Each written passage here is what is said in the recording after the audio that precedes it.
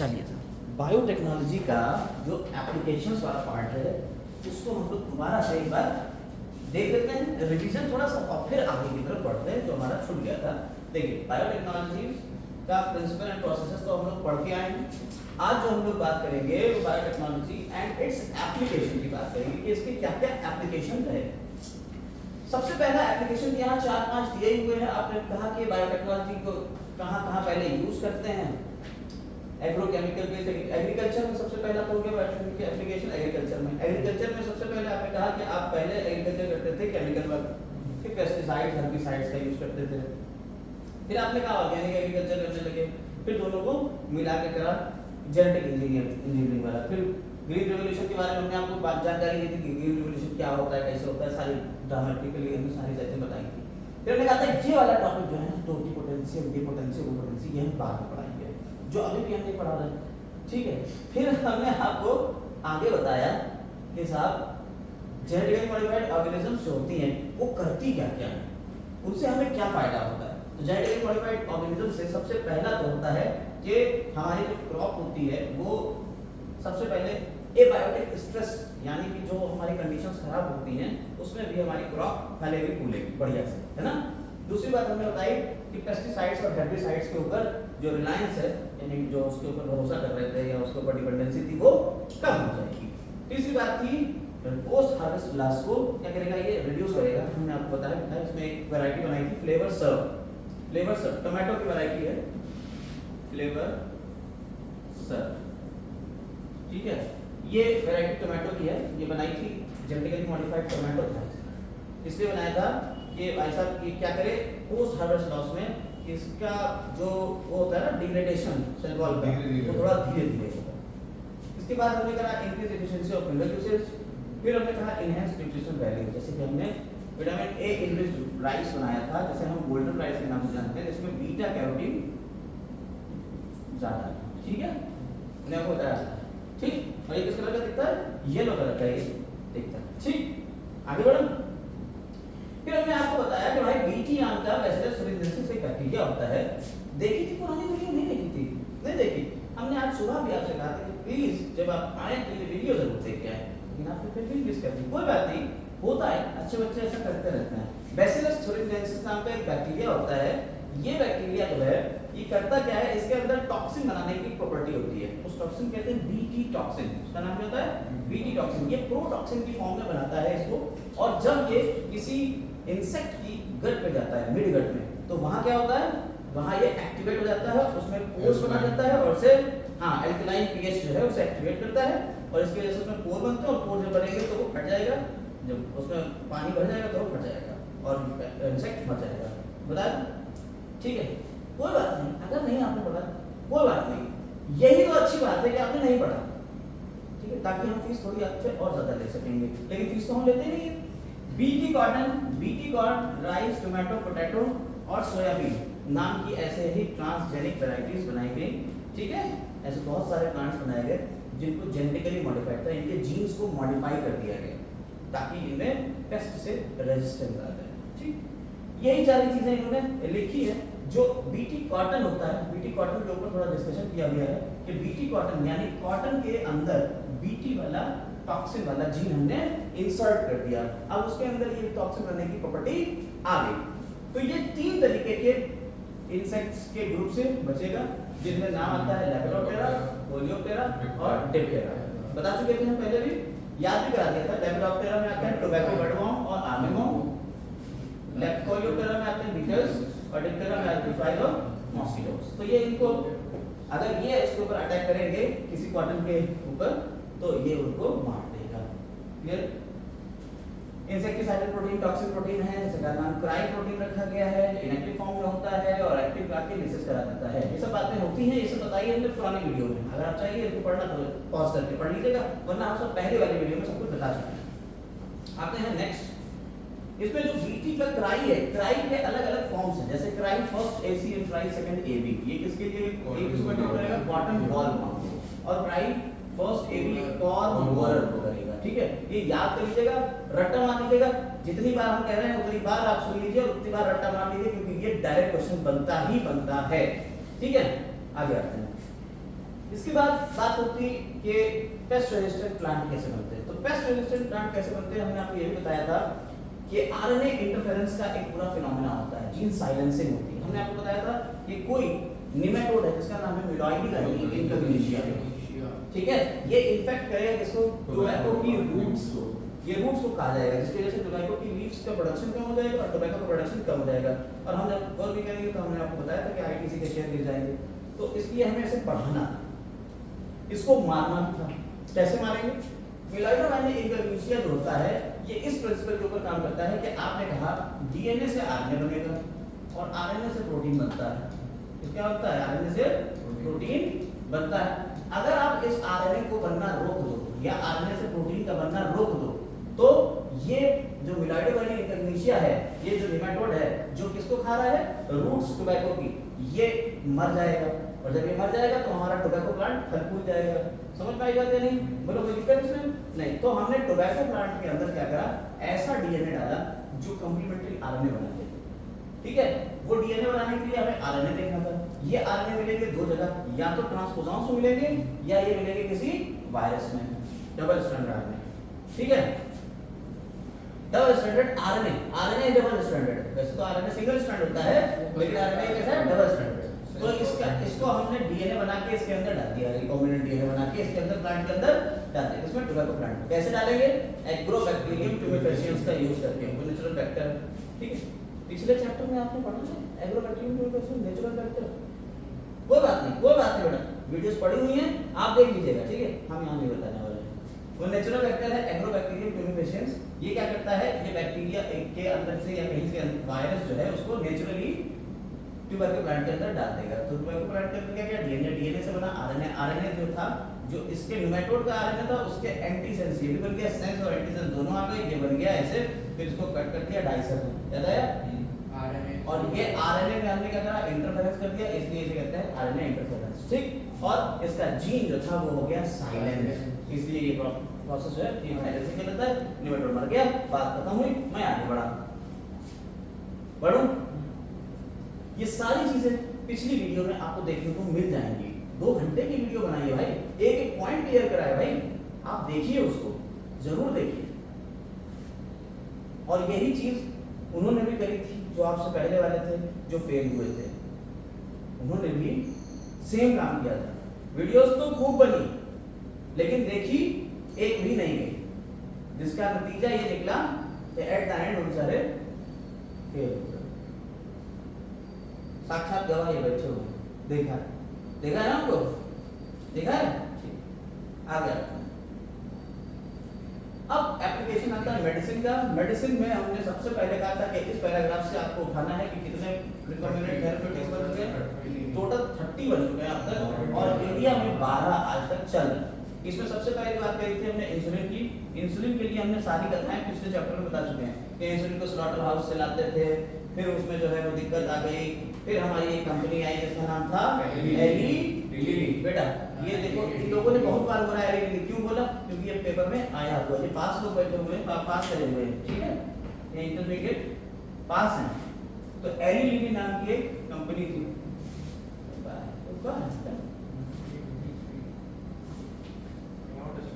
कहाँ टच करते हैं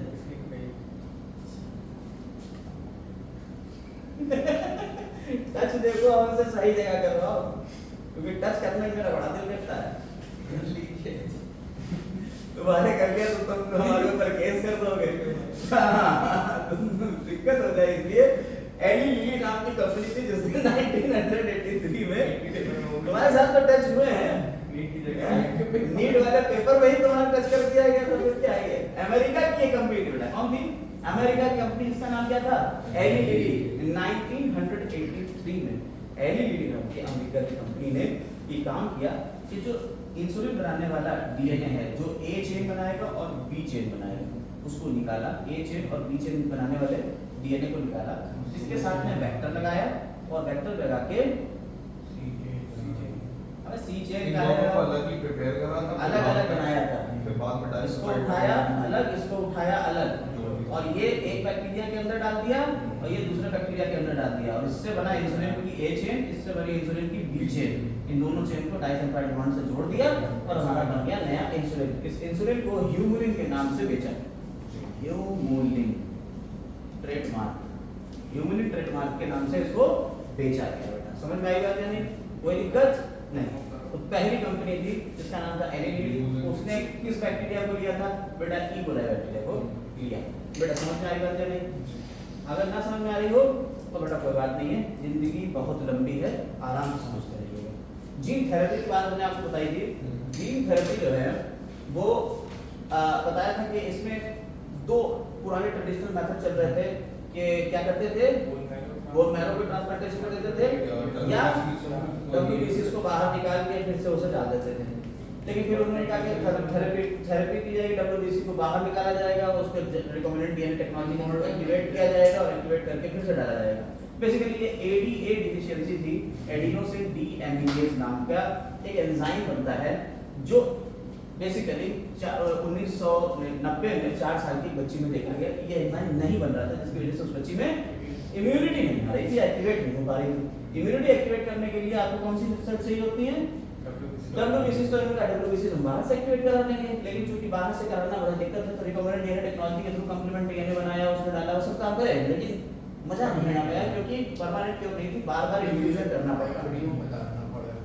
हाँ, तो उन्होंने कहा कि अगर उसके एम्ब्रियोनिक सेल्स में हम डीएनए का मॉडिफिकेशन कर दें तो हमारा काम चल जाएगा। फर्क इसलिए कि एम्ब्रियो में 88 यही तो दिक्कत है। तो इधर देखो यहाँ लिखा हुआ है इट कुड बी का मतलब आप लोग खुद जानते हैं कि हो सकता है ऐसा हो, ठीक है। बेचारे कुछ संशय में है, इसलिए हम ज्यादा इस पर डिस्कशन करेंगे नहीं। जब 90% तो हम क्या परेशान होना। मॉलिक्यूलर डायग्नोसिस में 3 नाम आते हैं, हमने आपको बताया। पहले तो ट्रेडिशनल मेथड होता था ये, या तो सीरम ले लेते थे, यूरिक एनालिसिस कर लेते थे, तब आपको पता चलता था कि डिजीज आपको बड़ी ही देर में पता चल पाती थी। तब तक आपका जो है वो फैल ही चुका होता होगा वायरस है सब।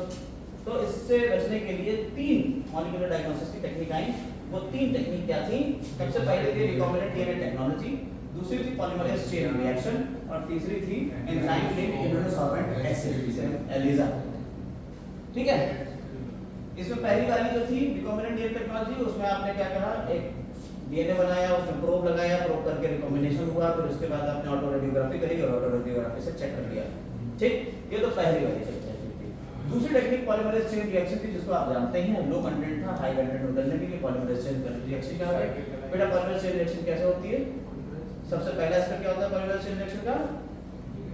डीनेचुरेशन, फिर एनिलिंग और फिर एक्सटेंशन। ठीक है, ये 3 स्टेप में पॉलीमरेज चेन रिएक्शन के बाद हाँ 30 साइकिल के बाद में ये क्लियर हो जाता है और इसमें जो एंजाइम लगता है उसका नाम क्या है? Taq polymerase. ठीक है, ये सारी बातें हुई थी। कोई बात नहीं बेटा, हमें नहीं याद है, हमने कभी तुमसे कुछ कहा नहीं कहा। ठीक, तो आगे बढ़ते हैं। तो ये काम भी कर लेंगे। अब आगे बढ़ते हैं एलिसा टेस्ट। एलिसा टेस्ट जो होता है वो एंटीजन एंटीबॉडी इंटरेक्शन के ऊपर डिपेंड करता है। हमने आपको बताया था कि एंटीबॉडी जो होती है हमारी, उसमें हम एंजाइम लगा देते हैं और एंजाइम के साथ में मिला के उसका हम यूज करते हैं। उसमें एंटीजन अगर होगा तो ये चिपका रहेगा और कलर चेंज हो जाएगा, अगर एंटीजन नहीं होगा तो ये नहीं चिपकेगा और कलर चेंज नहीं होगा। याद आया वो टेक्निक? एलिसा टेक्निक याद आई? ठीक है, हाँ बिल्कुल याद है यार, सही है। तो ये एंजाइम लिंक्ड इम्यूनोसॉर्बेंट ऐसे होता है, ये किसके ऊपर डिपेंड है? एंटीजन एंटीबॉडी इंटरेक्शन के ऊपर बेटा। ये किसके ऊपर डिपेंड करता है? एंटीजन एंटीबॉडी इंटरेक्शन के ऊपर डिपेंड करता है। ये बात हो गई, क्लियर है मेरी बात? अब हम लोग आगे बढ़ते हैं। ट्रांसजेनिक एनिमल हमारा यहाँ से अब शुरू होने वाला है। देखिए हमने पिछला पूरा रिवाइज कर लिया, 2 घंटे की जो वीडियो थी उसको हमने एक छोटे से पार्ट में रिवाइज करने की कोशिश की। उम्मीद है आपको थोड़ा बहुत आ गया, हाँ वन शॉट वाला थोड़ा बहुत आ गया होगा। अगर नहीं आया तो भी घबराने की बात नहीं है, जिंदगी बहुत लंबी है, आप सीख सकते हो आगे। ठीक है, फेल हो जाएंगे हम दोबारा आएंगे। ठीक है, यूट्यूब पे हमारा चैनल चलता रहेगा जब तक यूट्यूब पे कोई ऐसा वो डाउनग्रेड नहीं करेंगे हमको। ठीक है, बाकी तो फिर जिंदगी बहुत लंबी है ही। फेल होते रहिए, आते रहिए, हमसे पढ़ते रहिए, फिर फेल होइए, फिर आइए, फिर पढ़िए। हम यही करने के लिए खड़े हैं। अगर आप लोग फेल नहीं होंगे, सब पास होते जाएंगे, इंटेलिजेंस इतनी बढ़ जाएगी तो मेरा क्या होगा, है ना? इसलिए हमारा ख्याल रखते हुए आप कतई पढ़ाई ना करें। उम्मीद करते हैं भविष्य में आप अच्छे से फेल होंगे। ट्रांसजेनिक एनिमल के बारे में बात करने जा रहे हैं। ट्रांसजेनिक एनिमल क्या होते हैं? देखिए, जैसे अभी हमने ट्रांसजेनिक प्लांट्स की बात करी, हमारी जो बॉडी पूरे मैकेनिज्म चल रही है वो है जीएमओ के ऊपर, जेनेटिकली मॉडिफाइड ऑर्गेनिजम्स, जीएमओ। यही हमने शुरुआत करी थी बायोटेक्नोलॉजी की। अभी के चैप्टर में हमने शुरुआत करी थी यही ट्रांसजेनिक प्लांट्स, जेनेटिकली मॉडिफाइड। इनका फायदा क्या होता है? पहले तो हमने प्लांट्स के बारे में बात करी, आज हम लोग बात कर रहे हैं एनिमल्स के बारे में। ट्रांसजेनिक एनिमल्स जो होते हैं उनको आपने बाहर से डीएनए डाल के उनके अंदर उनको मैनिपुलेट किया है, फॉरेन जीन को एक्सप्रेस करा है, तो उनको हम क्या कहते हैं? ट्रांसजेनिक एनिमल्स कहते हैं। ठीक है, animals that have had their DNA manipulated to process and express extra that is the foreign gene are known as transgenic animals.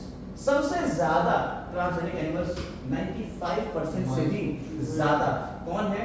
वो है चूहे, माइस।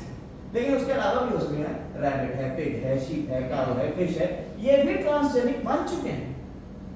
मछलियों को भी बनाया गया है ट्रांसजेनिक।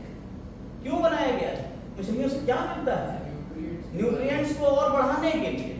ठीक है, मछलियों को भी बना दिया गया। लेकिन सबसे ज्यादा क्वेश्चन ये पूछा जा चुका है कि बताइए कौन सी चीज सबसे ज्यादा ट्रांसजेनिक एनिमल्स में आती है? वो है चूहिया। उससे क्या निकालेंगे? चूहे से निकालेंगे नहीं, चूहे को डालेंगे, निकालेंगे नहीं चूहे से। क्यों? आप देखिए, अब उस चूहे को ध्यान में रखते हुए आप देखिए क्या हमने करा। चूहे के अंदर हमने इस तरह से जीनों को मैनिपुलेट किया, इस तरह से उसके जीन को हमने बदला कि हमें पता चले नॉर्मल फिजियोलॉजी एंड डेवलपमेंट क्या है।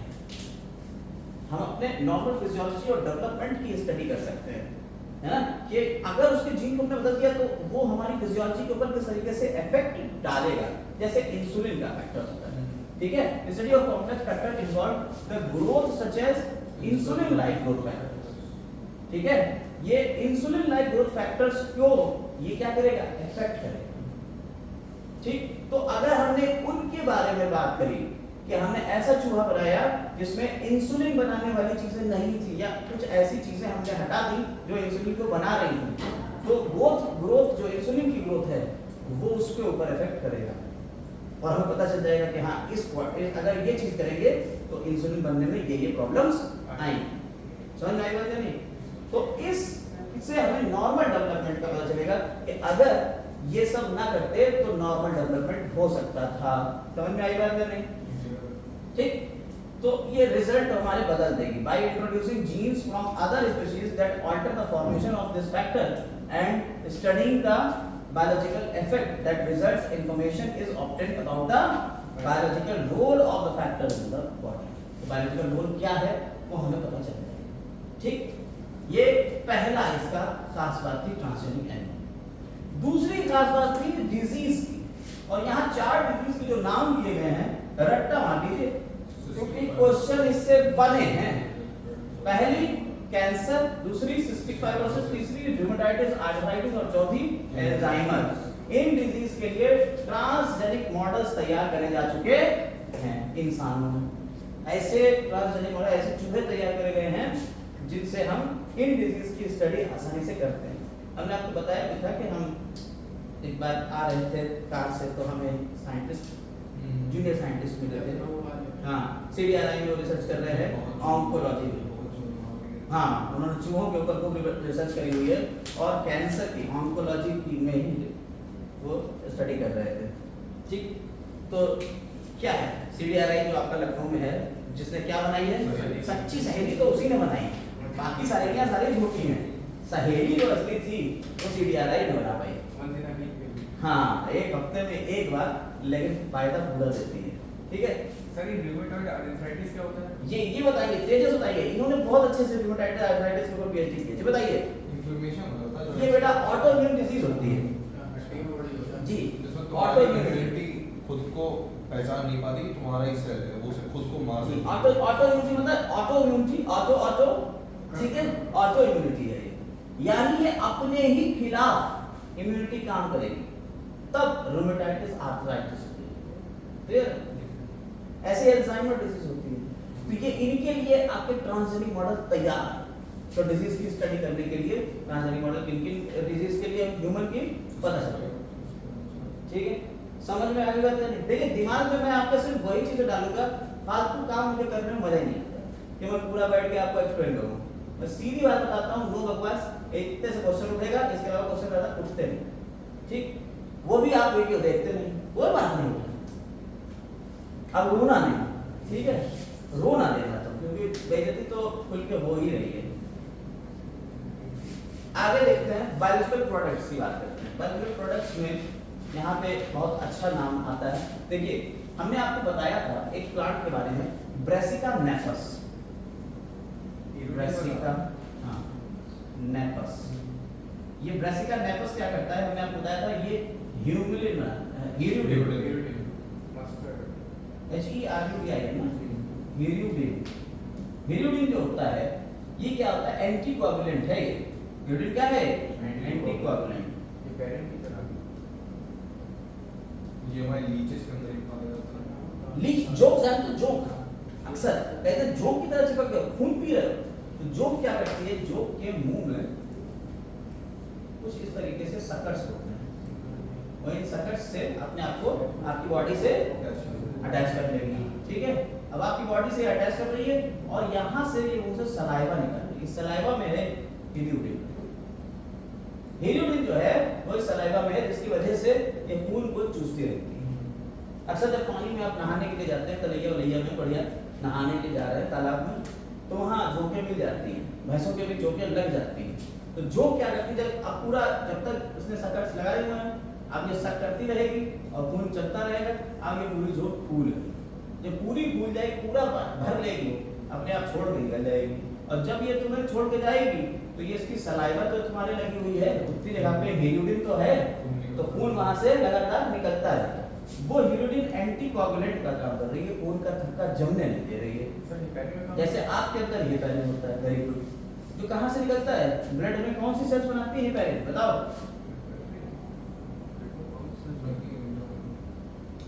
मास्ट सेल्स। ठीक है, आप लोगों को तो पढ़ा है कनेक्टिव टिश्यू, याद तो सभी होगा ना। वो दिन याद होंगे जब वीडियो बनी थी कनेक्टिव टिश्यू की, जो पढ़ी है अभी यूट्यूब के ऊपर इसी साल की। कोई बात नहीं, ये सब चीजें होती रहती हैं जिंदगी में, ऐसे दिन भी आते हैं कभी कभी। तो ब्रेसिका नेपस में हमने क्या करा बेटा, ब्रेसिका नेपस के जीन को हमने इस तरह से मॉडिफाई किया कि जो इसके प्लांट में सीड बनेगा, जब सीड बनेगा तो सीड्स के अंदर क्या मिलेगा बेटा आपको, अब आपको जोक की जरूरत नहीं है, अब आपको ब्रेसिका नेपस की जरूरत है, जिसके सीड्स से आप उठा लेंगे। इसका दूसरा नाम क्या है सर? मस्टर्ड। हमें नहीं पता, ब्रेसिका मस्टर्ड की वैरायटी है, ये नेपस है। मस्टर्ड का कोई भाई है वो उसी की मतलब जीनस तो ब्रेसिका ही है, अब ये क्या है स्पीशीज ये आप जानते हैं। ठीक है, वो ब्रेसिका कंपेस्ट्रिस होती है सरसों। इसी तरह से हमने क्या करा, एनिमल्स को भी ट्रांसफॉर्म कर दिया। अब एनिमल्स से जैसे ह्यूमन प्रोटीन निकल रही है अल्फा एंटीट्रिप्सिन, कौन सी प्रोटीन निकल रही है, अल्फा एंटीट्रिप्सिन, जिसके जो यूज करती है एम्फाइसेमा में हेल्पफुल। एम्फाइसेमा का आपको अब ये भी बता दो, एम्फाइसेमा अंकल, एम्फाइसेमा इन्फ्लेमेशन इसमें एल्वियोली, जब आप बहुत ज्यादा स्मोकिंग करते हैं, स्मोकिंग, तो उसकी वजह से आपको एम्फाइसेमा होता है। ठीक है, इसमें इरिटेशन होने लगता है, ठीक, इसकी वजह से आपको खांसियां होती हैं, मुझे पता नहीं क्या क्या होता है। उस एम्फाइसेमा के ट्रीटमेंट में क्या चाहिए आपको, अल्फा एंटीट्रिप्सिन चाहिए, जो कहां से, बायोलॉजिकल ट्रांसजेनिक एनिमल्स को हमने मॉडिफाई कर दिया है। गोश्त खाइए, प्रोटीन पाइए, ठीक है, वरना ये प्रोटीन आपको बाहर से मिलना पड़ता है, एनिमल प्रोडक्ट खाइए तो बाहर से मिलना पड़ता। जैसे यहाँ पे ही आपने 1997 में पहली ट्रांसजेनिक गैया बना दी, इसका नाम था रोजी। ये चेहरे पे मुस्कान आ गई। सहीवाल तो पंजाब में। हाँ, क्या हुआ, मिलना है क्या आपसे? नहीं, उसका क्या था? सहीवाल काऊ और ये जो है हमारी ब्राउन स्विस और मतलब इस तरीके की जो काऊ हैं, ये हाइब्रिडाइजेशन के थ्रू बनी है।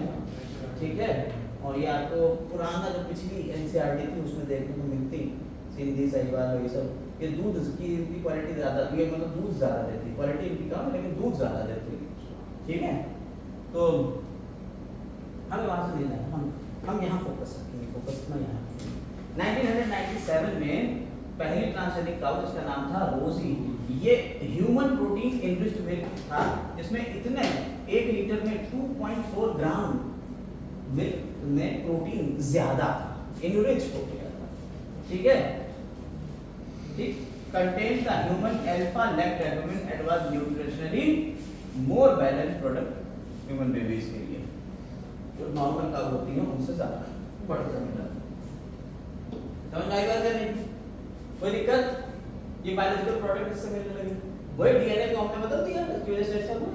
बोलो कोई दिक्कत इसमें? अब आते हैं वैक्सीन सेफ्टी से। हाँ, सिमिलर इफेक्ट भी किए गए थे ट्रीटमेंट ऑफ फिनाइलकेटोन्यूरिया के लिए। फिनाइलकेटोन्यूरिया क्या होता है? पीकेयू, फिनाइलकेटोन्यूरिया उसमें ब्लैक में आने लगती है, फिनाइल एलेनिन टायरोसिन में कन्वर्ट नहीं होती है। और ये किसका एग्जांपल था बेटा? हाँ, किसका एग्जांपल? पीलियोट्रॉपी। पीलियोट्रॉपी का नाम सुना है? क्या होता है सब पीलियोट्रॉपी? जानते हैं आप? नहीं जानते होंगे, कोई बात नहीं।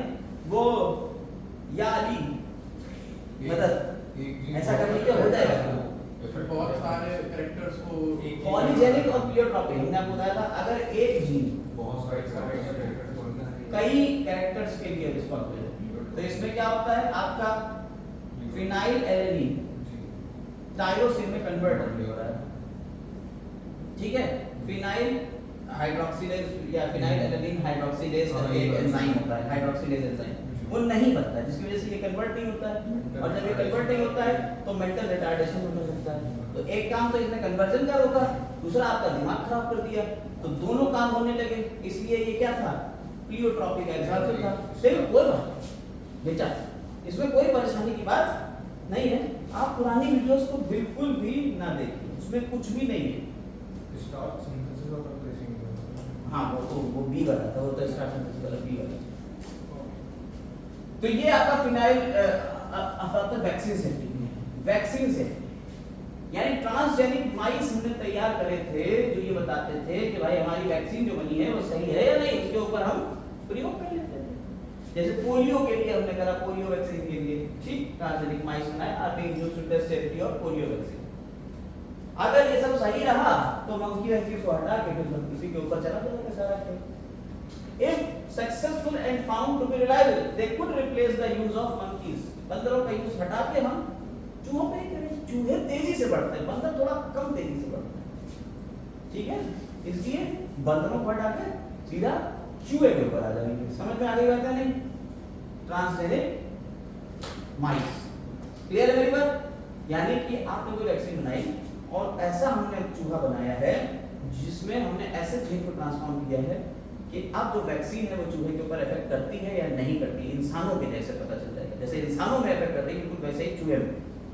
और अगर ये सारी चीजें सही रही तो बंदरों के, क्योंकि हम वैक्सीन की सेफ्टी क्या करते हैं, पहले हम चूहे पे टेस्ट करते हैं, फिर बंदर पे टेस्ट करते हैं, उसके बाद इंसानों के ऊपर टेस्ट करते हैं। कोई भी आपने दवा बनाई है तो ऐसे करेंगे, लेकिन यहाँ हमने क्या कहा, ऐसा बनाएंगे बढ़िया चूहा कि बंदर की जरूरत ना पड़े, बंदर सारे अपने मस्त करके चले। समझ में आई बात क्या नहीं? कोई दिक्कत नहीं, आगे बढ़ते हैं। तीसरा आता है केमिकल सेफ्टी टेस्ट। वही जो ऊपर आपने करा था वही नीचे भी है। अब किसी केमिकल की टॉक्सिसिटी का पता लगाना है या क्या है, तो भी आप ट्रांसजेनिक एनिमल्स का यूज कर सकते हो। Transgenic animals are made that carry genes which make them more sensitive to toxic substances. यानी कि हमने बता दिया कि वो मोर सेंसिटिव है। हमने ऐसे जीन बनाए कि हल्का सा भी टॉक्सिन जीन पहुंचेगा उसके लिए मोर सेंसिटिव हो, कैंसर जल्दी हो जाएगा देन नॉन ट्रांसजेनिक एनिमल्स। समझ में आई बात ना या नहीं? They are then exposed to toxic substances और फिर उनके बाद हमें इफेक्ट जल्दी पता चल जाएगा। नहीं समझे भाई? जैसे तुम्हें कार्सिनोजन यानी सिगरेट पिलाई जा रही है तो तुरंत थोड़ा तुम्हें कैंसर हो जाएगा। चूहे को एक बार धुआं दिया गया, वो अपना पैसे में सोचते थे उसको कैंसर हो गया, हमने ऐसा बना दिया, तो उसका असर हमें तुरंत पता चल जाएगा कि इसके अंदर जो केमिकल्स गए उसका असर कैसे हुआ। फटाक से तो केमिकल सेफ्टी पता चल जाएगी, टेस्टिंग कर ली हमने केमिकल्स की। नहीं समझे बात को? समझ गए? इसलिए हमने बनाए बेटा ट्रांसजेनिक एनिमल्स। क्वेश्चन ये पूछा जाता है जो आपको 5 नंबर में आंसर लिखना होगा, अगर लिखने के लिए आएगा तो। और अगर आपको खाली ऑब्जेक्टिव आ रहा है तो इसमें से कोई एक आएगा। सबसे पहला इसका पॉइंट क्या होता है? सबसे पहला पॉइंट होता है कितने तरीके के ट्रांसजेनिक एनिमल्स थे, तो ये सारे थे, जिसमें से सबसे ज्यादा कौन से थे? मोर देन 95% माइस थे। ये किस लिए यूज होता है? तो 5 रीजन है: नॉर्मल फिजियोलॉजी, डेवलपमेंट, तीसरा स्टडी ऑफ डिजीज, तीसरा है बायोलॉजिकल प्रोडक्ट, चौथा है वैक्सीन सेफ्टी और पांचवा है केमिकल सेफ्टी टेस्टिंग। पहले वाले में आपको क्या लिखना है? पहले वाले में आपको ये बताना है कि नॉर्मल फिजियोलॉजी जैसे हमारी इंसुलिन के फैक्टर्स होते हैं, उनकी कॉम्प्लेक्सिटी का पता करने के लिए कितने कॉम्प्लेक्स हैं ये, ठीक है, उसकी फिजियोलॉजी का पता करने के लिए। दूसरे में स्टडी ऑफ डिजीज, तो हमें डिजीज का पता करना होता है। कितनी है? 4 तरीके के मेन ह्यूमन मॉडल बनाए गए जा चुके हैं ट्रांसजेनिक एनिमल्स के, जो ह्यूमन डिजीज के लिए काम कर रहे हैं। वो 4 डिजीज कौन सी हैं? Cancer, cystic fibrosis, rheumatoid arthritis और अल्जाइमर, ठीक। फिर तीसरे वाले में आपको पढ़ना है बायोलॉजिकल प्रोडक्ट्स के बारे में, कौन कौन से बायोलॉजिकल प्रोडक्ट्स हैं। तो हमने ऐसे एनिमल्स बनाए हैं जिससे हमें नेचुरल एनिमल्स के थ्रू मिलते हैं सारे, लेकिन जिसमें कॉस्टली थे। अगर हम कुछ दूसरे एनिमल्स में डालते हैं वो जीन तो हमें इजीली मिल जाएंगे, जैसे हमने दूध दुआ उसमें हमें प्रोटीन भी मिल गया, ठीक है। तो हमने ऐसे ट्रांसजेनिक एनिमल बनाया। पहले नाम था रोजी, कब बनी थी? 1977 में, 1977 में। क्या उसमें खासियत थी? कोई खासियत ये थी कि उसमें इनरिच था मिल्क प्रोटीन ज्यादा था। उसमें कितना ज्यादा था? 2.4 ग्राम प्रोटीन ज्यादा था, ठीक। इसके बाद हमने कहा कि इसके अलावा क्या था? तो क्या एंटीट्रिप्सिन जो था, अल्फा एंटीट्रिप्सिन का काम था एम्फाइसीमा को सही करना। तो हमने ऐसे जीन बना दिए थे जो अल्फा एंटीट्रिप्सिन बनाते थे एनिमल्स में, और सिमिलर अटेम्प्ट हमने फिनाइलकीटोन्यूरिया के लिए भी किए। इसके बाद हमने कहा वैक्सीन सेफ्टी की बात करें तो वैक्सीन सेफ्टी में पोलियो की बात आती है। तो चूहे हमने ऐसे बनाए जो पोलियो की वैक्सीन की सेफ्टी की टेस्टिंग कर सकते हैं, और अगर ये सक्सेसफुल रहा तो फिर हम बंदरों को रिप्लेस करके चूहों पे ही आ जाएंगे। तीसरी बात हमने कही केमिकल सेफ्टी टेस्टिंग। तो हमने ऐसे एनिमल्स बनाए जो बहुत ज्यादा हाईली सेंसिटिव थे किसी एक पर्टिकुलर केमिकल की टॉक्सिसिटी के लिए, तो कम टॉक्सिक केमिकल थे के भी उनकी सेंसिटिविटी ज्यादा थी, वो जल्दी एब्जॉर्ब करते और जल्दी रिजल्ट दे देते। तो ये बात थी इसमें, समझ में आ गई बात है। अब आते हैं एथिकल इशू के ऊपर। देखिए सारी बातें सही हैं, ठीक है, लेकिन बात आती है कि मास्टर ऑफ एथिक्स भूलना नहीं, बेइज्जती करो लेकिन लिमिट, है ना। तो वही बात है, आपने सब कुछ मॉडिफाई करने लगे तो आपका इंसानों में दोनों सेक्स भी कर लोगे क्या? नहीं भाई, ऐसे नहीं। एथिक हो तो सकता है, आइडिया तो बढ़िया था, है ना, ये बढ़िया भी था आइडिया मेरा वाला, लेकिन ये आइडिया करना नहीं है, ठीक है ना, क्योंकि तुम्हारे पास जीन चेंज करने की ताकत है, तुम बहुत कुछ कर सकते हो, लेकिन इतना करा नहीं जाएगा। क्यों? क्योंकि उसके लिए हमने एक एजेंसी बनाई, उसके लिए हमने एक एजेंसी बनाई है। एजेंसी का नाम है GEAC, genetic engineering approval committee. बेटा वो ये बताएगी कि तुम ये काम कर सकते हो या ये काम नहीं कर सकते हो, नहीं तो तुम दबा के कुछ ना कुछ नया ही कर दो, है ना। समझ में आ रही बात नहीं? सभी एकदम इंटेलिजेंट एप्स्टीन फाइल वाले बन जाए लोग, तो ऐसा नहीं है। तुम्हें अप्रूवल देना पड़ेगा, लेना पड़ेगा इंडियन गवर्नमेंट से, ठीक है। समझ में आई बात है नहीं? कि उसकी वैलिडिटी क्या है, हमारे जा पाएगा कि नहीं, मतलब ये रिसर्च अच्छी हो पाएगी या नहीं, पता चला कि रिसर्च ही अच्छी नहीं हुई, उसका कुछ हो जाए तो इसकी ये बनाएगी। आपको क्या करना है, इसकी क्या याद करना है, फुल फॉर्म रखना है GEAC, ठीक है। कोई दिक्कत इसमें नहीं। अब यहाँ पे एक चीज और आती है कि वो थोड़ी कथाओं की बातें करेंगे कि इंसान जो था वो पहले की कथाएं भी पढ़ता था, ठीक है। और जब इंडिया में पुरानी कथाएं पढ़ने की बात आई तो बासमती राइस की बात आई। अगर राइस खाने के लिए जो यूज करा जाता है, इंडिया का बहुत ज्यादा बढ़िया राइस का नाम था क्या, बासमती राइस। और इसकी कितनी वैरायटी है, लगभग 2 लाख वैरायटी राइस की, और बासमती राइस लगभग 27 बासमती राइस की वैरायटी, बासमती राइस की 27 है, और टोटल राइस की कितनी वैरायटी है, 2 लाख वैरायटी है इंडिया में। तो क्वेश्चन ये पूछा भी जा चुका है। और बासमती राइस अपनी एरोमा, अपने फ्लेवर के लिए मशहूर है, ठीक है। बड़े बड़े शेफ हमारे यहाँ बासमती राइस का एडवर्टाइज करते हैं, आपको मिल जाता है। हाँ, तो चावल नहीं हो गया, पता नहीं क्या ही बना दिया उसको, ठीक है। कह रहे हैं कि देखिए साहब, जब पुरानी कथाएं थी और एंशिएंट टेक्स्ट्स ऑफ फोक्स को हमने पढ़ा, और पोएट्री को पढ़ा, वो बासमती की पोएट्री यूज कर रहे थे, मतलब पोएट्री में बासमती को यूज कर रहे थे। आप समझ रहे हैं? ये हमारी सेंचुरीज कई सालों से चल रहा है। गुलाबी में बासमती चावल भी है। हाँ, कि तू तेरी खुशबू ऐसी लाइक बासमती राइस। ठीक है, तो कुछ भी चल रहा था, पुरानी टेक्सेस जो पढ़े और जो फोक्स पढ़े, ठीक है, तो उसमें पोएट्री में बहुत पहले से, हमारे सेंचुरी पहले से, 100-200 साल पहले से इसका यूज माना गया। लेकिन अंग्रेज आए, ठीक है, अमेरिका की कंपनी थी, उसने ये बासमती राइस उठा के ले गई और वहां पेटेंट ले लिया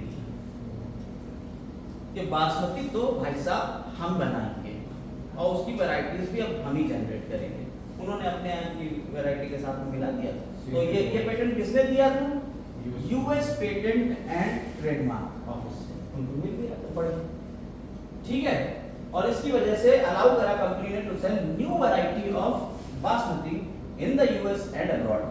मतलब चावल हमारे यहाँ का, उस पर ठप्पा लगा हुआ है कहाँ का? यूएस का।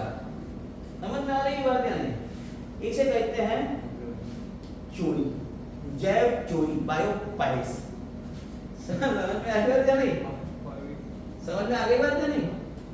कि जैसे अब हमारी वीडियो कंटेंट हम बना रहे हैं, तुम अपना उसका एडिट करो, कट करके अपने चैनल पे डाल दो, तो उसे क्या कहेंगे?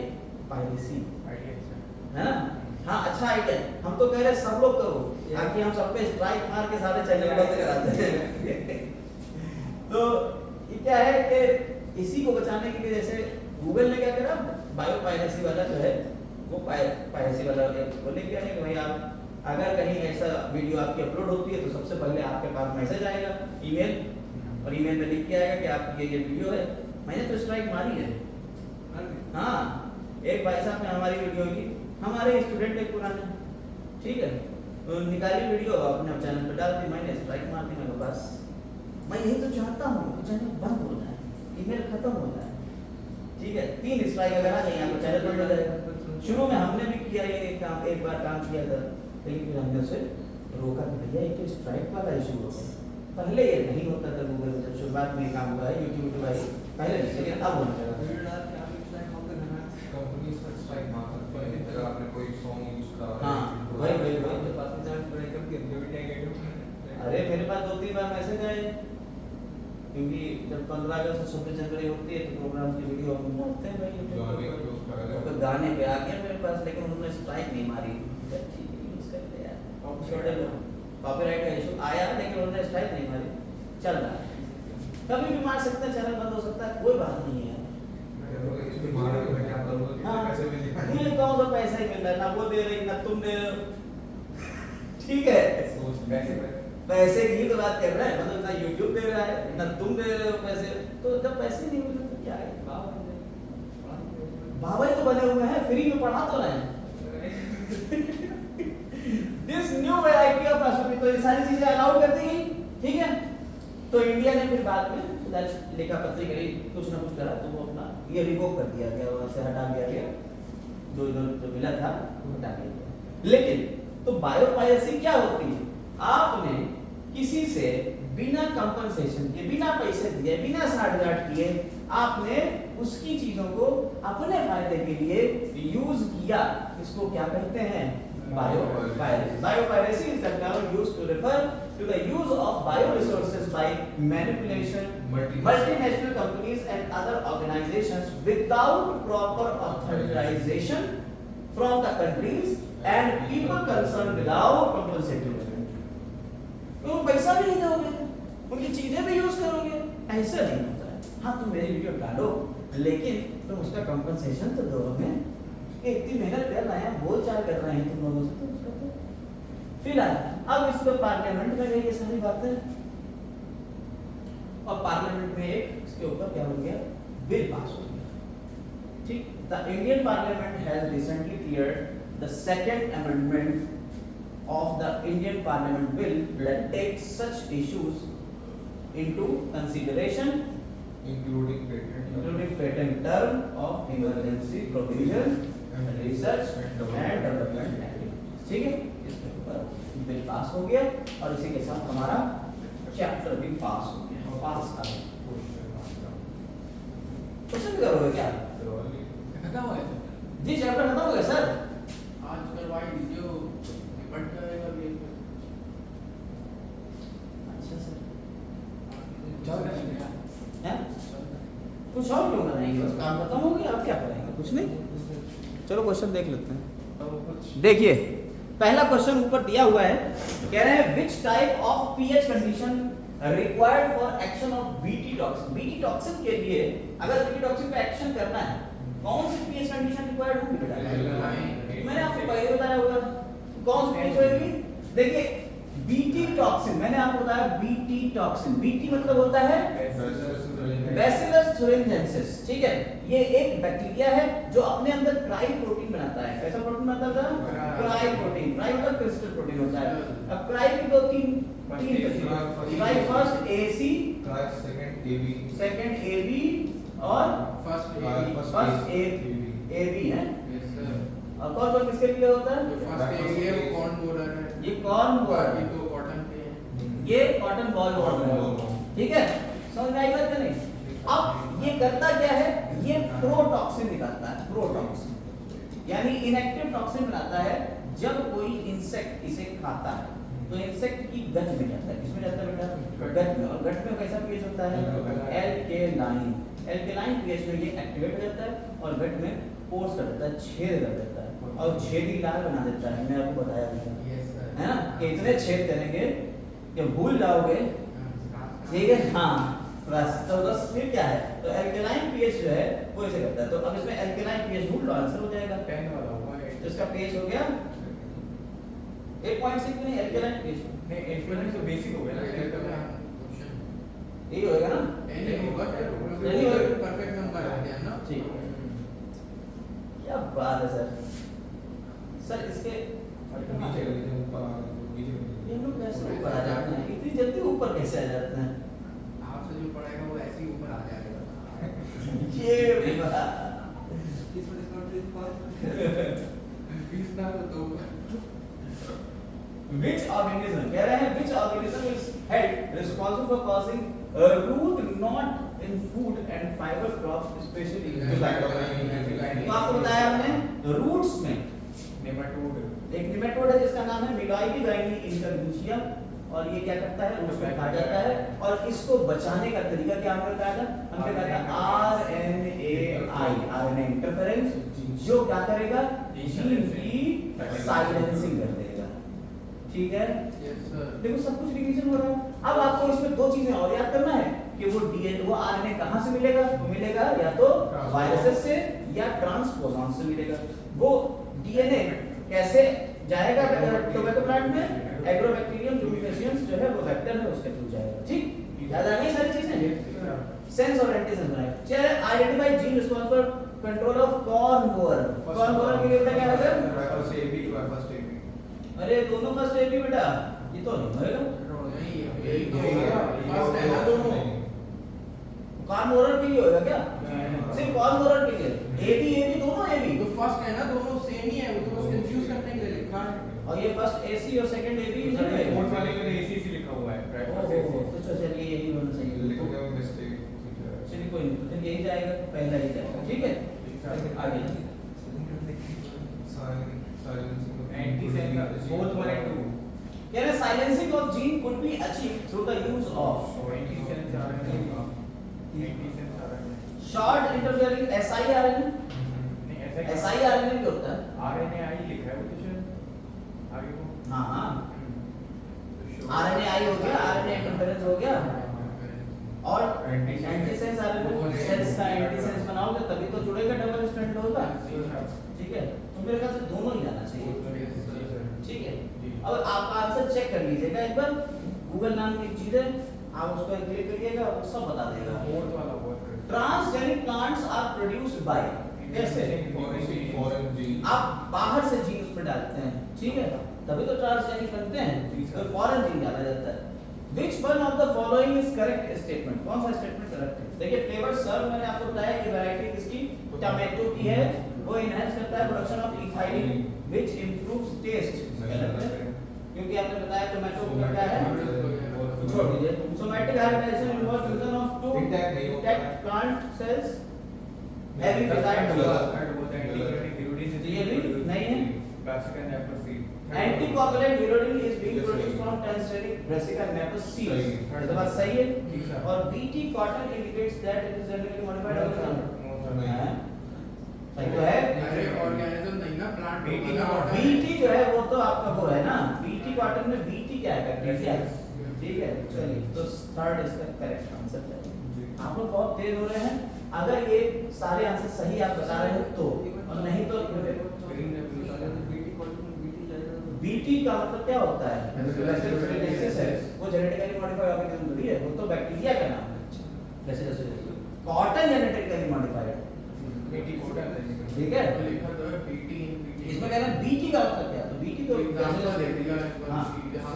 इनकरेक्ट स्टेटमेंट बताना है आपको। ग्रीन रेवोल्यूशन सेकंड वाला इनकरेक्ट है, गांधी जी वाला। गांधी जी नहीं है, मैं स्वामीनाथन और एक वो हां ई करके नाम था, नॉर्मली बहुत।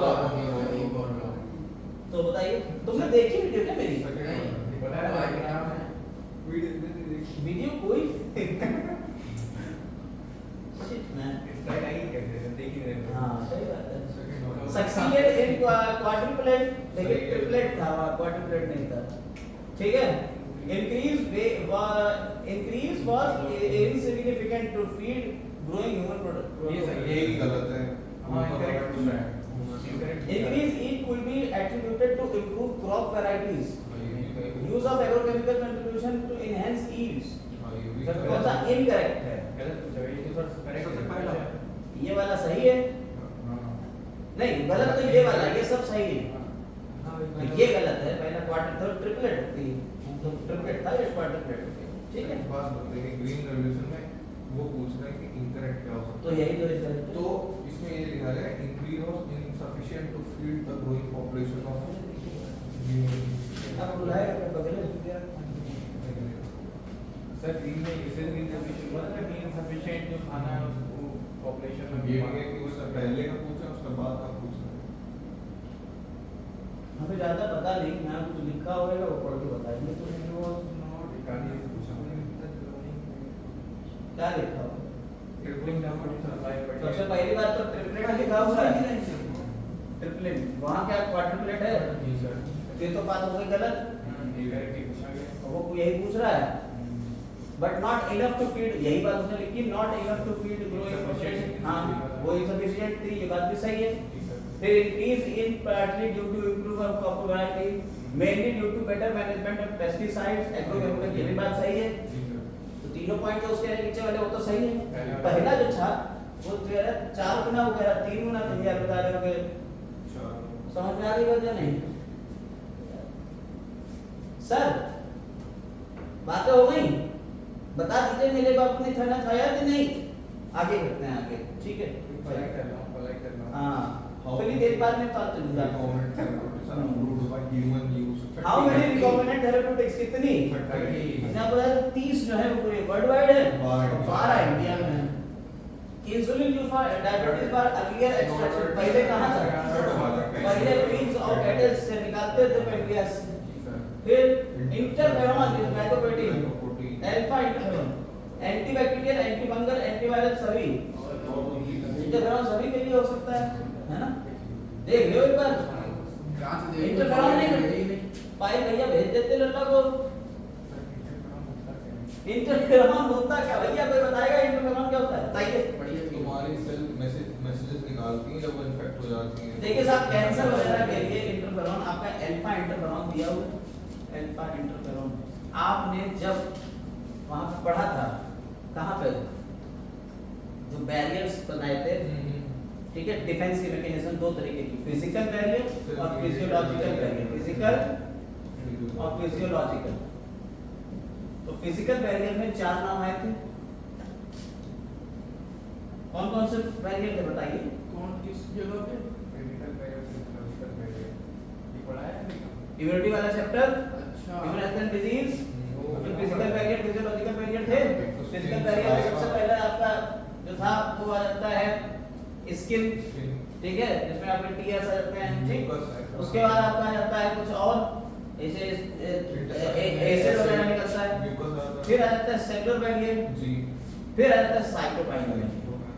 साइटोकाइन बैरियर, साइटोकाइन बैरियर में अल्फा इंटरफेरॉन निकलते हैं, जो वायरस इन्फेक्टेड सेल्स होती हैं वो अल्फा इंटरफेरॉन बनाती हैं, जी। और उसकी वजह से जो आसपास वाली सेल्स, यानी एक सेल थी, ठीक है, देखिए ये एक सेल थी, सेल्स का ग्रुप है, इस सेल में वायरस का इन्फेक्शन हुआ, किसका इन्फेक्शन हुआ, वायरस का। तो इसने क्या निकाला, अल्फा इंटरफेरॉन निकाला, और अल्फा इंटरफेरॉन क्या होता है, इन सेल्स के ऊपर कोटिंग चढ़ जाती है, तो ये प्रोटेक्टेड हो गए सर। तो वायरस इन्फेक्टेड सेल है जो बाकी सेल्स को इन्फेक्ट नहीं करेगी, उसे कहते हैं अल्फा इंटरफेरॉन। अब इसमें बताइए सर सभी होगा कि एक होगा, वायरल वाला वायरल होगा। अभी हमने आपको बताया वायरस इन्फेक्टेड सेल्स है, तो एंटीवायरल के लिए अल्फा इंटरफेरॉन।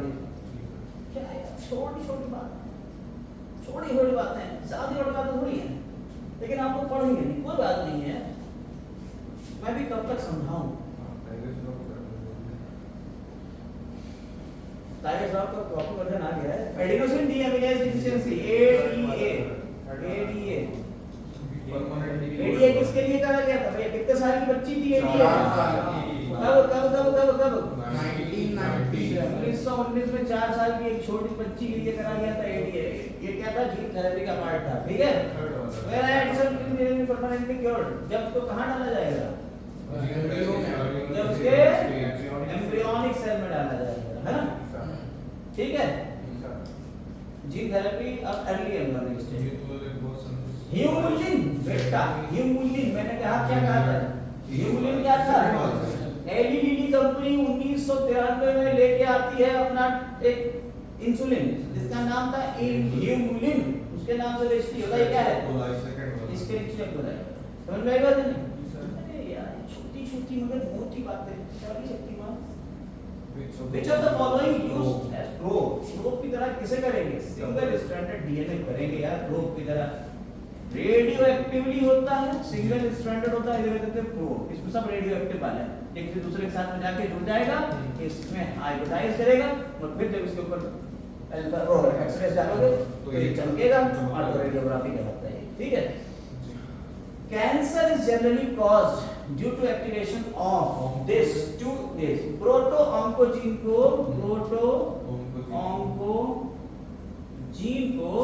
oncogene में कन्वर्ट कर देते हैं, ठीक है, प्रोटो-oncogene को oncogene में, और ट्यूमर सप्रेसर जीन, ठीक है, हाँ, inactivation of tumour suppressor gene.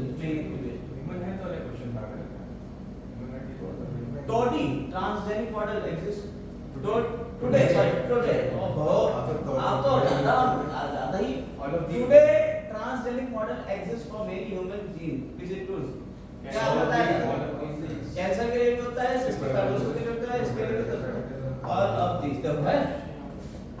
रटे रटाए क्वेश्चन है, करना चाहो तो ठीक, ना करना चाहो तो डबल ठीक। Hybridomas are the future now, अब जरा थोड़ा सा देख लो, आओ यहाँ से देखिए, आओ यहाँ देखिए, हाइब्रिडोमा क्या होता है, देखो साहब, टिश्यू कल्चर नाम की एक बहुत ही बेसिक सी चीज है, आप लोग हमें बताएंगे, हमें इंग्लिश नहीं आती, आप लोग हमें समझाएंगे, ठीक है। टिश्यू कल्चर ये कक्षा 10 में भी पढ़ाई जाती है, कक्षा 9 में भी पढ़ा सकते हैं, जब टीचर खड़ा हो तो वो कहीं भी पढ़ा सकता है, ठीक है। तो इसमें होता क्या है कि टिश्यू कल्चर होता है, पहले उसके ऊपर थोड़ा चर्चा करें। देखिए टिश्यू कल्चर क्या होता है, आपने कहा कोई एक हमारा प्लांट था, समझिए, ध्यान समझिएगा, इस पॉइंट को अगर जरा समझ मिस किए तो बेटा बहुत ज्यादा दिन हो जाएंगे। एक प्लांट था, ये वायरस इन्फेक्टेड हो गया या फंगस का इन्फेक्शन हो गया, ठीक है, पूरा प्लांट को गंद मच गई, लेकिन इसकी जो टिप होती है वहां नई नई सेल्स बनती है, तो टिप से हमने एक दो सेल्स या ग्रुप ऑफ सेल्स निकाले, इसे कहते हैं एक्सप्लांट। क्या है बेटा, एक्सप्लांट। अब बेटा इसको हमने क्या करा, इसको हमने एक प्लेट में रखा, उसे कहते हैं कल्चर, आज ना चल कल्चर मीडियम, ठीक है, कौन सा मीडियम बेटा, कल्चर मीडियम। और इस मीडियम में बेटा हमने क्या करा, अरे पहले उसे रखो तो सब सब दाल तो बेचारा सेल ही ना हुए हैं, इसको हमने इसमें रख दिया इस सेल को, और इसके अंदर सारे न्यूट्रिएंट्स डाल दिए जो इस सेल को चाहिए थे, ठीक है। और चूंकि टिप के ऊपर एपिकल मेरिस्टम होता है, मेरिस्टेमेटिक टिश्यू होगा, तो ये सेल के अंदर प्रॉपर डिवाइड होना और डिवाइड होकर नए सेल्स बना देना। इस टेंडेंसी, देखिए सुनिए मेरी बात सुनिए बेटा, आप जब पैदा हुए थे तो आपके मम्मी पापा ने कुछ करा जिसकी वजह से आप पैदा हुए।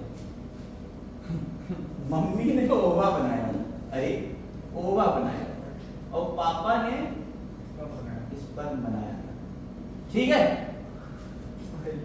समझ आ रही बात नहीं? तो ये ओवा और स्पर्म मस्त एक दूसरे में मिल गए, ये खुश था कि वो आ रहा है, और मिलने के बाद बेटा जो बनी वो एक सेल थी जिसका नाम था जाइगोट। क्या था वो? जाइगोट। आपका क्या है? बस इतना ही। सर हॉटस्पॉट के लिए थोड़ी है। नहीं बंद कर दीजिए। तुम तो एकदम नेट स्लो चलने लगा ना, पूरी दुनिया बता दो, गरीब गरीब पीछे से आवाजें आएंगी। अब मैं नाइफ निकाल लो, फायदा में जो है वो कमेंट ऑफ करना पड़ेगा। तो जाइगोट जो है वो बन गया। ये जाइगोट पूरी बॉडी आपकी बनाता है, और इतनी बड़ी बॉडी बनाता है कि आज इसको यहाँ बुलाए तो ये धस जाएगा नहीं, इसलिए मैं बुलाएंगे नहीं, इतनी बड़ी बॉडी बना लेता है, समझ? ये जाइगोट इतना तेज डिवाइड होता है कि पूरी बॉडी बना देता है। ये टेंडेंसी कहलाती है बेटा टोटिपोटेंसी, यानी ये जो पोटेंसी है कैसी है? टोटिपोटेंसी। देखिए दो तरीके की पोटेंसी होती है, एक होती है टोटिपोटेंसी, एक होती है प्लूरोपोटेंसी। एक बेटा कौन सी? टोटिपोटेंसी, एक होती है बेटा प्लूरोपोटेंसी। टोटिपोटेंसी का मतलब होता है कि भाई साहब ये छोटा सा मासूम सा जाइगोट आपके पूरे शरीर की सारी सेल बनाएगा, आपके हार्ट सेल बनाएगा, न्यूरॉन्स बनाएगा, बाल बनाएगा, सब कुछ बनाएगा, ये छोटा सा एक था, ठीक। यानी इस जाइगोट के अंदर सारी टेंडेंसी सब कुछ बनाने की, क्या कहते हैं? टोटिपोटेंसी। लेकिन इसमें से कुछ सेल्स स्पेशलाइज होते हैं कि नहीं मैं न्यूरॉन्स ही बनाऊंगी, तो उसे कहते हैं प्लूरोपोटेंसी। उसे क्या बोलते हैं? प्लूरोपोटेंसी। समझ में आई बात या नहीं? टोटिपोटेंसी प्लूरोपोटेंसी समझ में आ गई? आप उसी पोटेंसी का यहाँ यूज करते हैं। तो ये जो सेल होती है ये कैसी है? टोटिपोटेंट है। पूरा प्लांट बन जाएगा इससे। हाँ, समझ में आई बात या नहीं?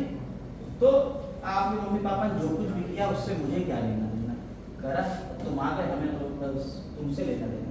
अब क्या हुआ, इस से ये टोटिपोटेंसी की वजह से इस सेल से 1 से 2, 2 से 4, 4 से 5, 5 से 6, 6 से 7, 7 से 8 ऐसे बढ़ती चली जाएंगी, एक्सपोनेंशियली बढ़ती। ये अनडिफरेंशिएटेड मास है, अनडिफरेंशिएटेड मास ऑफ सेल, जिसे हम क्या कहते हैं बेटा? कैलस। क्या कहते हैं बेटा? कैलस। इस कैलस को हमने क्या करा? तोड़ दिया, छोटे छोटे पार्ट। और ऑक्सिन और साइटोकाइनिन और जिबरेलिन नाम की चीजों को हमने इस पे अप्लाई किया कुछ इस तरीके से कि इसमें रूट्स बनने लगे और शूट बनने लगे। रूट शूट इसे कहते हैं बेटा टिश्यू कल्चर, ठीक है। शूट की बात कर रहे हैं जी, आप शूट पे ही फोकस करिएगा, ऐसे चल, ठीक है। बाकी आप लोग तेज हैं, कुछ भी कर सकते हैं। तो यहाँ पे ये माइक्रो प्लांट्स बन जाते हैं, छोटे छोटे। इन प्लांट्स को अलग माइक्रोप्रोपगेशन, हाँ यही माइक्रोप्रोपगेशन है, और ये पूरा काम करा रहा था टिश्यू कल्चर, ठीक है। समझ में आई बात नहीं? अब यहीं पे एक और बात भी आती है, कभी कभी मेरे दिल में ये ख्याल आता है कि अगर एक सेल होती प्लांट, उसको हम नंगा कर देते, शेप प्लांट की सेल में बाहर होती सेल वॉल, इसको अगर हमने सेल वॉल उतार दी, कपड़े उतार दिए, तो बेटा ये सेल आ जाएगी बाहर, फिर प्लाज्मा, ठीक। इसे क्या बोलेंगे बताओ? बताओ सेल से हटा नहीं, अरे नहीं इस सेल को क्या बोलेंगे? सेल और बोले ऐसे ही दूसरी एक सेल सोमैटिक सेल नहीं। अभी नहीं होगा।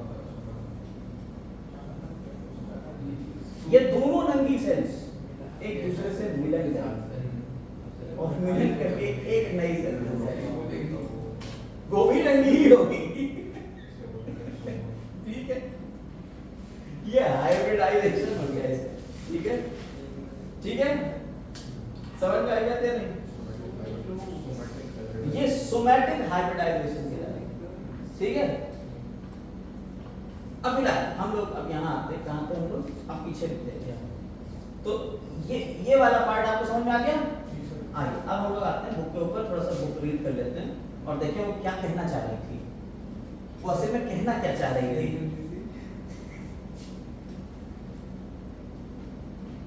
पूछू पूछू इस्तीफा दे दो, ये कहना चाह रही थी। तो अच्छा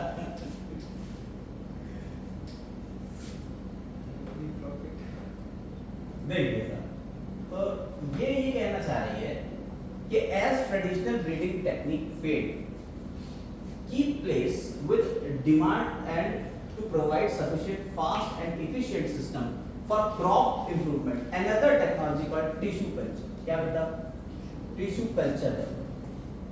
That was tissue culture. What was tissue culture? It was learned scientist during कब 1950। तब ये क्या एक और एक 1950 में कुछ और भी हुआ, कुछ याद करो।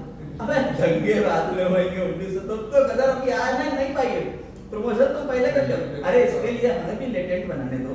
प्रमोशन के लिए लोग आए, कम से कम कुछ पैसा वैसा कमाए, तो लाख रुपए होंगे, तुम्हें दे 50 लाख लेके 1 लाख दे दे। तो 1950 में नहीं, ये यार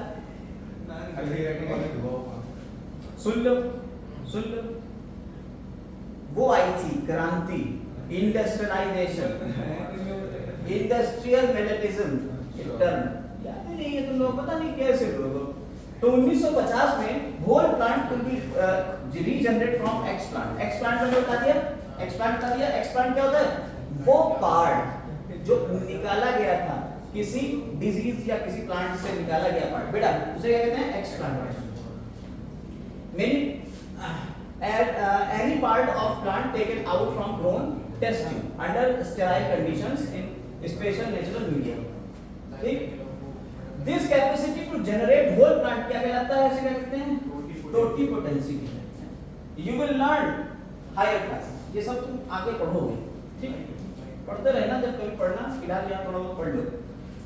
It is important to stress such a source and also organic salts, vitamins, amino acids, ये सारी चीजें उसके ऊपर होंगी। ऑक्सीजन, साइटोकाइनिन होगा।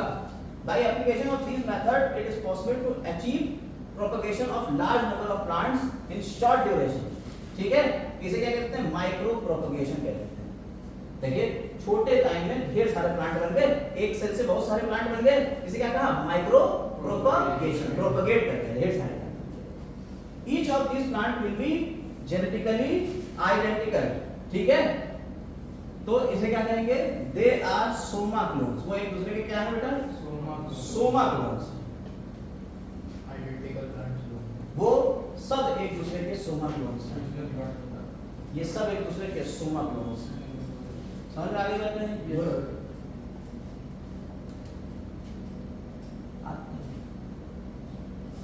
Many important fruit plants, tomato, banana, apple have been produced commercial scale. तो आप याद कर लीजिए टोमेटो, बनाना और एप्पल ये यूज करे जा रहा है। Another important application क्या है? Healthy plant disease, तो ये हाँ, तो वायरस फ्री प्लांट बनाना पूरा, ये सारी चीजें होंगी।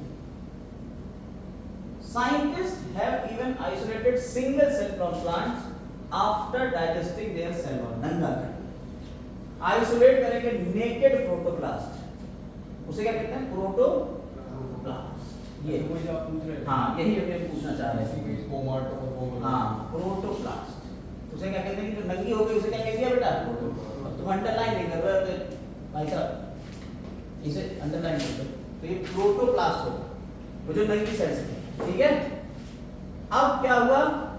Isolated protoplast from two different varieties of plant, each having desirable character can fuse together, hybrid करेंगे, ठीक है, सच which can further grown to form new plant, तो उसे फर्दर ग्रो करेंगे, नया प्लांट बनाएंगे। इन हाइब्रिड से क्या कहते हैं? Somatic hybrid. वो सोमा क्लोन्स थे और ये सोमैटिक हाइब्रिड्स। समझ में आ गई बात है नहीं? जी सर। तो इसे प्रोटोप्लास्ट बोलते हैं। जी सर। और हाँ, और ये जो प्रोसेस था इसे सोमैटिक हाइब्रिडाइजेशन कहेंगे, ठीक। जो एक हाँ पोटैटो और टोमेटो को मिला के बनाने की कोशिश करी गई कि बन जाए आलू और टमाटर की सब्जी एक साथ एक ही प्लांट से, लेकिन ऐसा हो नहीं पाया, अनसक्सेसफुल रहा, लेकिन ये करा गया। तो उसे क्या कहते हैं? पोटैटो और टोमेटो को मिलाए गए तो क्या बन गया? टोमाटो बन गया। समझ में आ रहा है तुम्हें? नहीं, हमें तो तुम्हें लग रहा नींद आ रही है तुमको। फिलहाल ये चीजें हो गई हमारी। Unfortunately, this plant did not have the desired recognition. अब आते हैं अगले क्वेश्चन पे। बस आ गए तुम्हें, यही तो पूछना चाह रहे थे, तुम्हें नींद आ रही है। तो देखिए हाइब्रिड ओवा दैट फ्यूज, तुम्हें क्या कहते हैं? Are the fusion product of hybrid ova क्या होते हैं? सर ये तो हाइब्रिडोम्स और नियो। आपने जो भी हमको पढ़ाया लेकिन नजर ना आया। एक और बता देते, एक और बात बता देते, एक और बात बता, मोनोक्लोनल एंटीबॉडी, मोनोक्लोनल एंटीबॉडी। एक तो यार हम जो पढ़ाते हैं क्वेश्चन में होता है मोनोक्लोनल एंटीबॉडी क्या होता है? देखिए साहब, आपने क्या करा, एक कैंसर वाली सेल ली, कैंसर वाली सेल जानते हो? कैंसर सेल की खास बात क्या? बहुत बढ़िया, अपना कैंसर सेल कार्सिनोजेनिक होती है, बहुत खास बात है उसकी। कांटेक्ट इनहिबिशन के अंदर नहीं होता। सुन लो भाई, इसकी खास बात यह है कि इसमें कंट्रोल में नहीं रहेगा सेल डिवीजन, ये हमेशा अलग बता दिया छोटे सर ने। अब आधे पैसे इनके खाते में जाएंगे। ये सेल है, अनकंट्रोल्ड सेल डिवीजन करेगी, लगातार डिवाइड होती रहेगी। देखिए जब भी सेल्स में कंट्रोल डिवीजन होता है, जैसे मान लीजिए आपको चोट लगी तो आपका इतना पार्ट में घाव हो गया, तो यहाँ की सेल डिवाइड करेगी, यहाँ की सेल डिवाइड करेगी और ये आके एक दूसरे जुड़ जाएंगी, बस उसके बाद डिवीजन बंद हो जाएगा। जब एक दूसरे कांटेक्ट में आएगी तो इनहिबिट हो जाता है सेल डिवीजन, इसे कहते हैं कांटेक्ट इनहिबिशन। कैंसर की सेल में यही खास बात होती है कि कोई कांटेक्ट इनहिबिशन नहीं, हम डिवाइड होते ही रहेंगे। समझ में आई बात या नहीं? जी सर। अब हमारे पास एंटीबॉडी बनाने वाली सेल थी, antibody forming cell, antibody forming cell जो होती बीटा सेल्स, बी सेल्स होती हैं, B lymphocytes. B lymphocytes antibody बनाती हैं। हमने एक बी लिम्फोसाइट को लिया बेटा, देखिए ध्यान से, हमने एक बी लिम्फोसाइट को लिया। कौन सी लिम्फोसाइट है? B lymphocyte. और एक ली कैंसर वाली सेल। कैंसर वाली सेल मतलब वो कैंसर ना है, वो इसके साथ में मिला है, ठीक। और दोनों को मिलाने के बाद फिर लिए मजीद। अब बी लिम्फोसाइट वाली सेल्स कैंसर के जैसी हो गई, अब वो भी जैसे से डिवाइड हो गई और एंटीबॉडी की बौछार आ गई। ऐसी एंटीबॉडी जो इस तरीके से बनती है इसे कहते हैं मोनोक्लोनल एंटीबॉडी। नहीं समझे बेटा? सर ये और इसमें हाइब्रिडोमास हैं और माइलोमा। माइलोमा मतलब कैंसर वाली, सॉरी बी लिम्फोसाइट्स और माइलोमा सेल्स। तो सर ये वाली सेल जो होती हैं मोनोक्लोनल एंटीबॉडी, माइलोमा मतलब कैंसर, यस हाँ। ये मोनोक्लोनल एंटीबॉडी है, एंटीबॉडी सेल थोड़ी, ये एंटीबॉडी है। हेल्प करेगी भाई, एंटीबॉडी का फायदा जो है प्योर एंटीबॉडी जिसकी तादाद बहुत तेजी से बढ़ती है। जैसे आपको टिटनेस होता है, नाम सुना टिटनेस? टिटनेस के लिए जैसे ही हमारे हाथ कटते हैं, लोहा संग लगा होता है, मम्मी भेजती तुरंत इंजेक्शन दुखवा देती है। तो जो इंजेक्शन आ रहा है उसमें क्या होता है? डायरेक्ट बनी बनाई एंटीबॉडी होती है जो टिटनेस वाले बैक्टीरिया के अगेंस्ट में होती है। अब इतनी एंटीबॉडी का तुम्हें घर पे भी नहीं है, या किसी पेटों से निकालते फिरोगे, खून से निकालो, ये बनाते हैं ऐसी एंटीबॉडी, मोनोक्लोनल एंटीबॉडी। आपने कहा सांप ने काटा, तो तुम्हें एंटीबॉडी देना पड़ेगी, एंटी वेनम जैसे बोलते हैं। कहाँ से तुम बनाओगे? इसी के तरीके से इन्हें कहते हैं मोनोक्लोनल एंटीबॉडी। तो समझ में आया? बी लिम्फोसाइट थी वो माइलोमा सेल्स यानी कैंसरस सेल के साथ बनेगी। ये भी एक तरीके का हाइब्रिडाइजेशन ही तो है, नहीं? जी ये भी तो नई चीज बता सकती है यार। एक तो क्या करूं मैं, क्या करूं इसका? मैं नीट तो अब नहीं देंगे बेटा, बेइज्जती अपनी दोबारा थोड़ी कराएंगे। अब तो अटेम्प्ट कर जाएगी।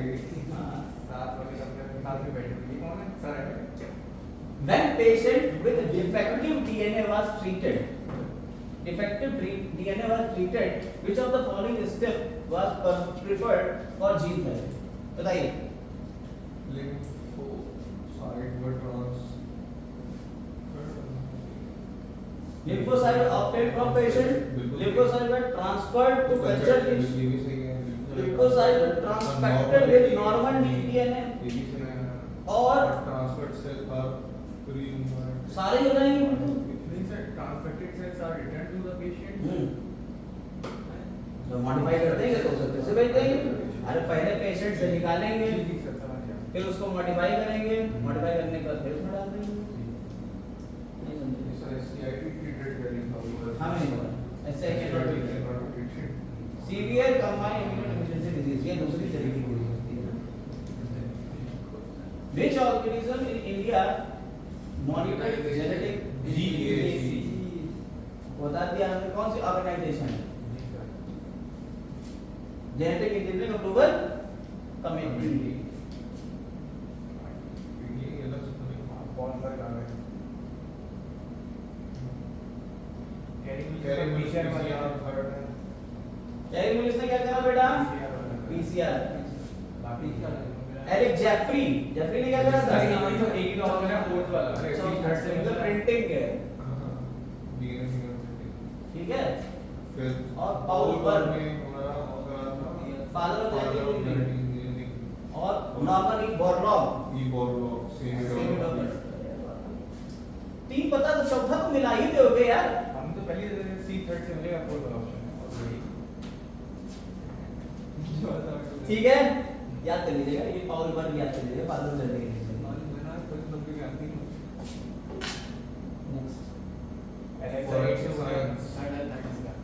forensic DNA fingerprinting। एलाइसा तो हो गया आपका, एड्स के लिए हो गया। ह्यूमुलिन जो है वो हमारा हार्मोन है, और एल्फा एंटीफाइसिमा के लिए होता है, डीएनए फिंगरप्रिंटिंग फॉरेंसिक वाली चीज है नहीं? सही है। समझे ना? बस नीट में ऐसे ही क्वेश्चन आना आएंगे बेटा, ऐसे ही आएंगे, कुछ इससे भी अच्छे DNA आएंगे। fingerprinting हमारा VNTR ठीक है एंडी तुम्हारा अंकी था, एंटी नहीं है ये, एंटी बंडी वाला नहीं है, एंडी है, एग्रोबैक्टीरियम फ्यूमिक पेस्टिलेंस जो है। और ये क्या DNA probe जो होते हैं, रेडियोएक्टिव आइसोटोप होते हैं। VNTR में यूज किया जाता है। और डीएनए फिंगरप्रिंटिंग रेडियोएक्टिव आइसोटोप होता है नहीं? ये क्या ऑप्शन आएगा DNA fingerprinting probe radioactive isotope. Probe जो होते हैं वो रेडियोएक्टिव होते हैं, डीएनए फिंगरप्रिंटिंग। ठीक है जी सर और इसी के साथ आज के सारे क्वेश्चन समाप्त होते हैं। सेल यूनिट ऑफ लाइफ के ऊपर क्वेश्चन है जिसकी हम लोगों को कोई चर्चा करना नहीं। उम्मीद कर रहे हैं आपको यहाँ तक सब कुछ समझ में आ गया होगा, मजा आया होगा। जिन्हें मजा आ गया ठीक है, नहीं आया दोबारा देखें video. Have a nice day.